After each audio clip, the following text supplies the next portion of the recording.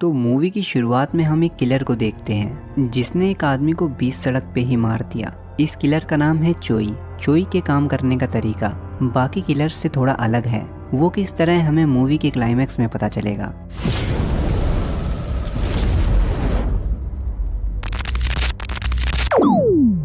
इसके बाद हम एक दुखी आत्मा को देखते हैं जिसका नाम है जेसंग, जो इस वक्त फांसी लगाने की कोशिश कर रहा है।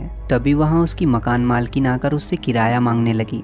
जेसंग ने पिछले 6 महीने से किराया नहीं दिया। उसके घर की ऐसी हालत देखकर उसकी मकान मालकिन ने उसे बहुत सुनाया। तब उसने सोचा कि सबसे पहले मैं अपने घर की सफाई करूंगा और उसके बाद नहाऊंगा, फिर मरूंगा। असल में जेसंग एक एक्टर बनना चाहता है, लेकिन एक्टिंग न आने की वजह से उसे आज तक किसी ने काम नहीं दिया। इसके बाद वो पब्लिक बाथरूम में नहाने के लिए चला गया। वहाँ उसने चोई को अपने हाथ साफ करते हुए देखा। उसने चोई की घड़ी देखकर सोचा कि ये तो बहुत ही अमीर आदमी है, काश मैं भी इतना अमीर होता। जब वहाँ चोई नहाने के लिए गया तो साबुन पर पैर पड़ने की वजह से वो वहाँ फिसलकर सर के बल गिर गया और बेहोश हो गया। वहाँ जेसंग के मन में लालच आ गया। उसने अपनी लॉकर की चाबी को चोई की चाबी से बदल दिया और उसके पास अपना सामान रख दिया। फिर उसने चोई के लॉकर से उसका सारा सामान खुद रख लिया और मन ही मन सोचने लगा कि मरने से पहले क्यों ना एक दिन अमीरों वाली जिंदगी जी जाए। फिर वो सबसे पहले अपनी मकान मालकिन के पास गया और अपना सारा किराया चुका दिया,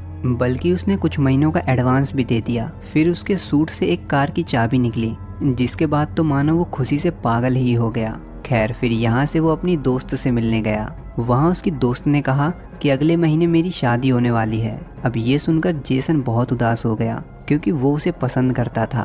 अब उसे समझ आ चुका था कि पैसों से उसकी ज़िंदगी नहीं बदल सकती। इसीलिए उसने फैसला किया कि वो ये सब उस आदमी को वापस कर देगा।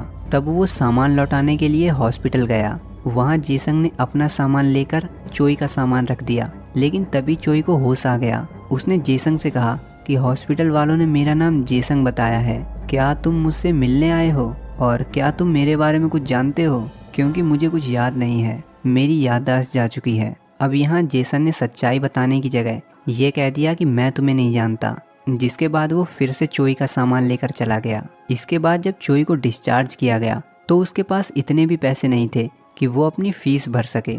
तब वहाँ ये लीना नाम की लड़की चोई का हालचाल पूछने के लिए आई। उसने चोई को बताया कि मैं ही तुम्हें हॉस्पिटल लेकर आई थी। अब ये सुनने के बाद चोई ने भीख मांगना शुरू कर दिया। उसने कहा कि तुम मुझे कुछ पैसे उधार दे दो, मैं अपने घर से पैसे लाकर तुम्हें दे दूंगा। तब लीना ने उसकी पेमेंट कर दी, लेकिन वो भी चोई के साथ उसके घर जाने लगी ताकि चोई उसके पैसे लेकर भाग न जाए। वहाँ लीना ने चोई की उम्र पूछी। चोई को तो अपनी उम्र भी नहीं पता।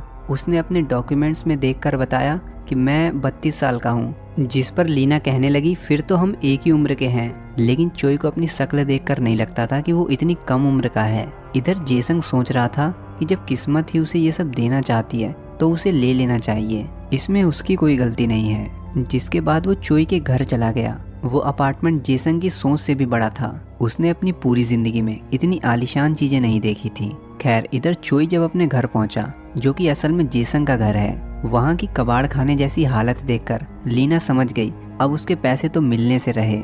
चोई भी अपने घर की ऐसी हालत देखकर हैरान था। वहाँ जब उसने टूटी हुई रस्सी देखी तो वो सोचने लगा कि शायद मैं खुद को फांसी लगाने की कोशिश कर रहा था, लेकिन मैं ऐसा क्यों करूँगा। वहाँ चोई बहुत ही कंफ्यूज था। इधर जेसंग जब टीवी चलाता है तो उसमें सीसीटीवी चलने लगा, जिसमें ये यून नाम की लड़की योगा कर रही थी।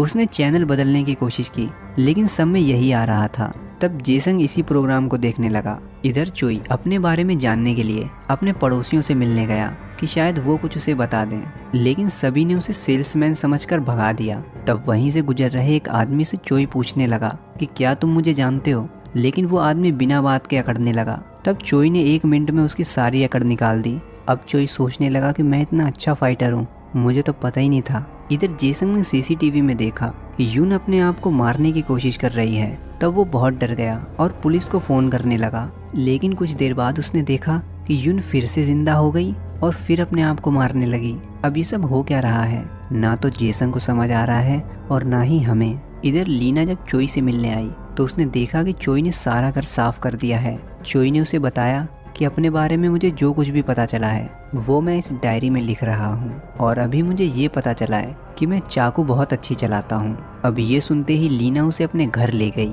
जहाँ उसकी मॉम घर में ही एक रेस्टोरेंट चलाती थी। उसने अपनी मॉम से कहा कि ये खाना बहुत अच्छा बनाता है, हम इसे काम पर रख लेते हैं। लीना ने ऐसा इसलिए किया ताकि उसके पैसे वसूल हो जाएं। इधर जेसंग ने जब घर में छानबीन की तो उसे बहुत सारे पैसे मिले, जिसके बाद तो उसने अंधाधुंध पैसे खर्च करने शुरू कर दिए। फिर वहीं जेसंग को एक खुफिया कमरा मिला जिसमें तरह तरह के हथियार थे, नकली आईडी, नकली पासपोर्ट थे। वहीं उसने स्क्रीन पर यून को देख लिया। वहाँ जेसंग ने दीवार पर लिखे चोई के प्लान को पढ़ा, जिससे उसने गलत अंदाजा लगाया कि चोई एक पुलिस वाला है और इस लड़की की जान बचाने के लिए उसे इस पर नज़र रखने का काम सौंपा गया है। तब वो सोचने लगा कि चोई की तो याददाश्त चली गई है, इसीलिए अब मुझे ही इस लड़की की जान बचानी पड़ेगी।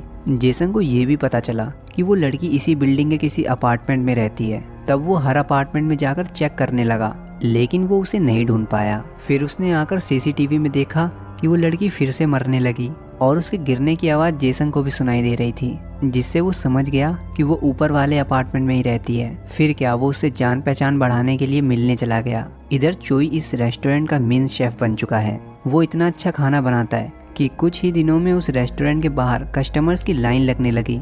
अब उसी रात चोई ने कैलेंडर में देखा कि उसे कल योंगसान स्टेशन पहुंचना है। तब उसने सोचा कि शायद मुझे वहां कुछ अपने बारे में पता चले, इसीलिए वो अगले दिन तैयार होकर वहां पहुंच गया। तब वहां एक आदमी उसे अपने साथ ले गया। क्योंकि जेसंग एक एक्टर था, इसीलिए चोई को एक मूवी में काम करने के लिए ले जाया जा रहा है। वहाँ डायरेक्टर को चोई की एक्टिंग कुछ खास पसंद नहीं आती। वो कोई भी सीन ठीक तरीके से नहीं कर पा रहा था। कुल मिलाकर वो हर सीन में हक देता था, जिससे डायरेक्टर बहुत परेशान हो गया। इधर जेसंग यून का पीछा करते हुए एक हॉस्पिटल में पहुंचा, जहां उसे पता चला कि एक आदमी यून पर नजर रखे हुए है और उसे देखने के बाद यून भी काफी डर गई। तब यून को बचाने के लिए जेसंग उसे साथ लेकर भाग गया। इधर शाम को दिहाड़ी लेते वक्त चोई ने इस आदमी से अपने बारे में कुछ डिटेल्स मांगी, जिससे उसे अपने डैड के घर का एड्रेस पता चला, मतलब जेसंग के डैड के घर का। फिर वो उस एड्रेस पर पहुंच गया। जेसंग के डैड एक बार्बर हैं जो हमेशा अपने बेटे के बारे में ही बात करते रहते हैं। वहाँ चोई चुपचाप जाकर बैठ गया और उन दोनों की बातें सुनने लगा, जहाँ उसे पता चला कि उसके डैड का सपना है कि जेसंग एक बहुत बड़ा एक्टर बने, लेकिन अभी तक वो कुछ नहीं कर पाया। पर उसके डैड को लगता है कि एक दिन वो बड़ा एक्टर जरूर बनेगा। अब ये सुनने के बाद चोई ने ठान लिया कि वो मेहनत करके एक दिन बड़ा एक्टर बनेगा। इधर यून कुछ सामान पैक करके थर्सडे के दिन बाहर किसी से मिलने गई, लेकिन जिससे वो मिलने गई वो वहाँ आया ही नहीं। फिर यून ने सोचा कि शायद अगले थर्सडे आना होगा। इधर चोई अपना एक्टिंग ट्रेनिंग प्लान तैयार करता है और अपनी एक्टिंग स्किल्स को सुधारने के लिए मेहनत करने लगा, जैसे कि अपने डायलॉग्स को सुधारना, अपनी फिटनेस का ध्यान रखना। अब एक दिन चोई को एक फाइटिंग सीन में काम मिल गया। उसे लीड एक्टर के बॉडीगार्ड का रोल मिला था, जहां वो अपने कैरेक्टर में इतना चला गया कि हीरो के एक्शन सीन भी वो खुद ही करने लगा। तब हीरो कहने लगा, मैं क्या करूं, मैं जॉब छोड़ दूं। अब उसके एक्शन से खुश होकर डायरेक्टर ने उसे हीरो के राइट हैंड का रोल दे दिया, जहां ओवर एक्टिंग के 50 रुपए काटने की वजह डायरेक्टर ने पहले ही टेक में सीन को फाइनल कर दिया। जिसके बाद धीरे धीरे चोई दिन दोगुनी और रात चौगुनी तरक्की करने लगा, यहाँ तक कि लोग भी उसे जानने लगे। इधर जेसंग और यून की पहचान भी धीरे धीरे बढ़ती जा रही थी, यहाँ तक कि ये पहचान कब प्यार में बदल गई उन दोनों को भी पता नहीं चला। अब ऐसे ही एक दिन जेसंग को वहाँ चोई के क्लाइंट का फोन आया। तब उसने चोई बनकर फोन उठाया, जिसके बाद वो चोई बनकर उनसे मिलने भी गया। वहाँ इन्होंने कहा कि तुमने कहा था 25 तारीख तक तुम यून को मार दोगे, लेकिन वो तो अभी भी जिंदा है, तुम उसे जल्दी खत्म करो वरना हम ये काम किसी दूसरे किलर से करवा लेंगे। तब जेसंग समझ गया कि चोई कोई पुलिस वाला नहीं है, बल्कि वो एक किलर है जिसे यून को मारने का कॉन्ट्रैक्ट मिला है। अब इसलिए वो चोई के प्लान को जानने के लिए उसका पीछा करने लगा, लेकिन चोई ने उसे देख लिया। चोई को लगा कि ये कोई मेरा फैन है जिसे ऑटोग्राफ चाहिए, इसीलिए बेचारा इतनी देर से पीछा कर रहा है। अब उसी रात चोई को एक रोमांटिक सीन शूट करना था। वो एक्शन तो अच्छा करता था, लेकिन रोमांस उसकी बस की बात नहीं थी, इसीलिए उस सीन को कल के लिए पोस्टपोन कर दिया गया। जिसके बाद वो लीना से मदद मांगने के लिए गया। चोई कहने लगा कि अगर मैं एक बार प्रैक्टिस कर लूँगा तो कल सीन में अच्छे से कर पाऊंगा। तब लीना ने उसे अच्छे से प्रैक्टिस करवाई, जिसके बाद तो उसने इतनी अच्छी एक्टिंग की कि डायरेक्टर कट बोलना ही भूल गया। इधर यून एक बार फिर किसी के आने का इंतजार कर रही थी। तभी वहाँ जेसंग आ गया और उससे कहने लगा कि तुम जिसका इंतजार कर रही हो वो अब कभी नहीं आएगा, बल्कि तुम उसे देखते ही भाग जाना। असल में वो चोई के बारे में बता रहा है। यहाँ उसने यून से झूठ भी बोला कि मैं एक पुलिस वाला हूँ और मैं तुम्हारी सुरक्षा करूँगा मरते दम तक। इधर इन लोगों को जब पता चला कि यून अभी भी जिंदा है, बल्कि अब तो उसका एक बॉयफ्रेंड भी है, तब इनके बॉस ने कहा कि तुम्हारे पास एक आखिरी मौका है, किसी दूसरे किलर को हायर करो और यून को जल्द से जल्द खत्म करवाओ, साथ में उसके बॉयफ्रेंड को भी। फिर ये सब बैठकर सोचने लगे कि इस बार ये काम किस किलर को दिया जाए। तब इन्होंने एक एक किलर को मैसेज कर दिया, इसलिए कि जो पहले आएगा ये काम उसी से करवा लेंगे। लेकिन चोई ने इतना बड़ा नेटवर्क फैला रखा था कि ये सारे मैसेज उसी के फ़ोन पे गए। इधर चोई आज लीना की फैमिली के साथ पिकनिक पर गया है। वो सभी यहाँ बहुत इंजॉय करते हैं। चोई के लिए तो ये बहुत ही अच्छा दिन था। अब वहाँ से लौटते वक्त बारिश होने लगी और रेडियो में वही गाना बज रहा था जो चोई अक्सर सुनता था। जिसके बाद चोई को सब याद आ गया और वो तुरंत अपने घर गया। वहाँ उसने फ़ोन पर यून को मारने के नए कॉन्ट्रैक्ट देखे तो उसने तुरंत सीसीटीवी में देखा और उसे पता चला कि यून और जेसंग दोनों साथ में कहीं बाहर जा रहे हैं। तब उनका पीछा करते हुए चोई वहाँ पहुँच गया। चोई को देखकर जेसंग बहुत डर गया और वो यून से वहाँ से भागने के लिए कहने लगा। लेकिन यून चोई को देखकर बिल्कुल भी नहीं घबराई, बल्कि वो तो ऐसे बात कर रही थी जैसे कि वो चोई को बहुत अच्छे से जानती है। वहाँ चोई ने यून को बताया कि उन लोगों ने तुम्हारे साथ साथ अब जेसन को मारने का भी कॉन्ट्रैक्ट दिया है, इसीलिए तुम्हें इस देश को छोड़कर जाना पड़ेगा। वहाँ जेसन को कुछ समझ नहीं आ रहा था। तब चोई ने उसे सब बताया। असल में चोई है तो एक किलर, लेकिन सिर्फ नाम का, क्योंकि उसे जिस किसी को भी मारने का कॉन्ट्रैक्ट मिलता था वो उसी के पास जाकर उससे नया कॉन्ट्रैक्ट करता था।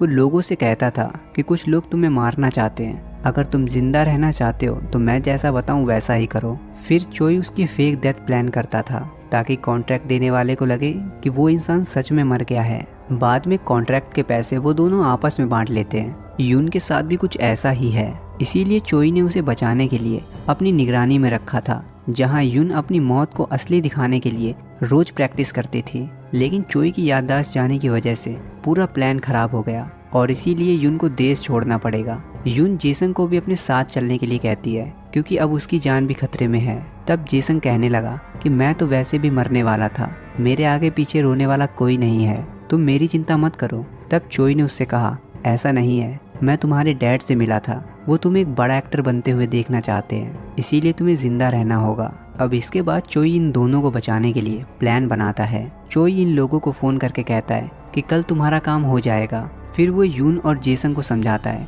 कि हमें अपनी ज़िंदगी बचाने के लिए कल बहुत अच्छी एक्टिंग करनी पड़ेगी, क्योंकि अगर ऐसा नहीं हुआ तो वो लोग किसी दूसरे किलर को हायर करेंगे। फिर इसके बाद चोई घर जाकर लीना से कहता है कि मैं अब एक्टिंग नहीं करूँगा क्योंकि मुझे सब याद आ गया है, इसीलिए मैं यहाँ से हमेशा के लिए जा रहा हूँ और जो तुम मेरे बारे में सोचती हो वो सब गलत है। अब अचानक ये सुनने के बाद लीना रोने लगी क्योंकि वो चोई को पसंद करने लगी थी, जिसके बाद वो नाराज़ होकर वहाँ से चली गई। तभी लीना ने देखा कि चोई एक कार से कहीं जा रहा है। वो सोचने लगी कि चोई अभी तक इतना गरीब था और अचानक से उसके पास इतनी महंगी कार आ गई। लीना को कुछ गड़बड़ लगी, इसीलिए वो चोई का पीछा करने लगी। इधर ये लोग इंतजार कर रहे थे कि कब उन्हें यून की मौत का तमाशा देखने को मिलेगा। तभी वहाँ जेसंग यून को लेकर आया। उसने सबके सामने यून को चाकू मार दिया। यून भी मरने की अच्छी एक्टिंग कर रही थी। तभी वहाँ चोई भी आ गया और जेसंग को पीटने की एक्टिंग करने लगा। अब ये लोग ये सोच रहे थे यून के साथ साथ ये किलर्स भी आपस में लड़कर मर जाएं। इन दोनों की एक्टिंग चल ही रही थी कि तभी वहाँ लीना पहुँच गई। लीना की वजह से चोई का अच्छा खासा प्लान खराब होने वाला था। वो लीना को साइड में ले जाकर उसे इशारों में समझाने की कोशिश करने लगा और उसे वहाँ से जाने के लिए कहने लगा, लेकिन लीना कुछ समझने को तैयार ही नहीं थी। तब चोई जेसन को इशारे में कहने लगा कि खड़े खड़े मुंह क्या देख रहा है मेरा, तू ही मुझे चाकू मार देना आकर। फिर जेसन के चाकू मारते ही चोई ने यून की तरफ इशारा किया, जिसके बाद यून ने एक बड़ा कंटेनर उन पर गिरा दिया। वो कंटेनर नीचे से खुला हुआ था। अब ये देखने के बाद ये लोग बड़े खुश हुए। जब ये आदमी चेक करने के लिए गया तो उसे यून की डेड बॉडी दिखी और वो जैसे ही कंटेनर के पास गया तो जेसन ने नकली खून बहाना शुरू कर दिया, जिससे उस आदमी को पूरा यकीन हो गया। अब इनका बॉस ज़्यादा खुश इसलिए था कि यून के साथ साथ वो दोनों किलर भी मारे गए। फिर इनके यहाँ से जाते ही ये लोग उस कंटेनर से बाहर आ गए। वहाँ चोई ने लीना को सब बताया, खासकर ये कि उसका नाम जेसंग नहीं चोई है और वो 32 साल का नहीं 45 साल का है। ये सुनकर तो लीना के होश उड़ गए क्योंकि चोई लीना के अंकल की उम्र का है।